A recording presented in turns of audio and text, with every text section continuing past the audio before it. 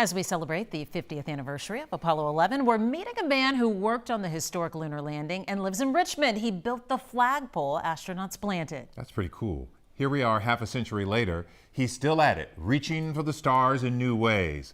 Larry Seward back to show us how.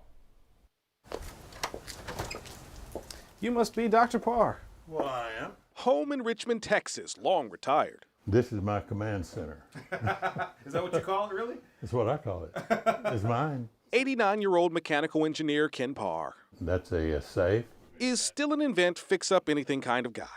Oh, that is so cool. With out-of-this-world creations, including the one still in orbit, he thinks. Trump said that he's going to send another team up there to the moon to see if the flag is still in the moon.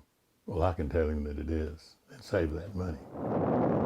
Apollo 11, mankind's giant leap, planted America's flag on the moon, and with it, Beautiful, just beautiful. Ken Parr's creation. A lot of our stuff came out on stamps. In 1953, between mechanical engineering classes at the University of Houston, Parr worked for a company called ESCO. Both believed NASA was onto something big and wanted in. They tackled jobs at the Astrodome and Astroworld to prove their worth. Parr's machinist work caught their eye.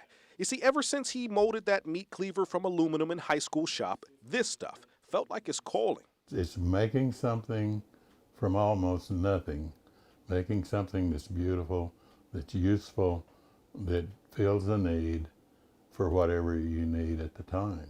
In the height of the space race, NASA called ESCO often. We had to have 20 men on call at any given time to do anything they needed done, day or night.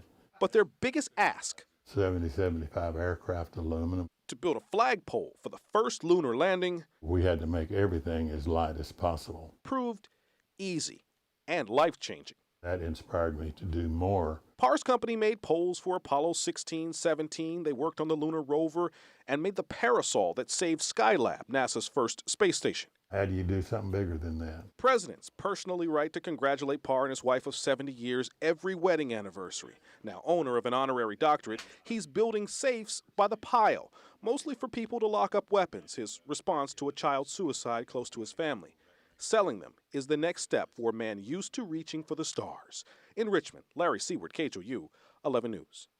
What a legacy there. To celebrate the moon landing, there's a huge party this weekend at Johnson Space Center. As many as 20,000 people are expected to head there Saturday. Talk about a party. It starts at 9:15 a.m. It continues late into the night, capped off with a huge concert and fireworks. This is something beyond something we've ever really done, but we are celebrating something that changed the course of history and made people believe anything was possible. We are told this festival is for everyone with several activities geared toward adults. Tickets cost about $50 each. And we hope you will join us on Saturday night at 7 o'clock for our special One Giant Leap, the Moon and Beyond. We'll look back at the Apollo 11 mission and forward to future missions to the moon and Mars.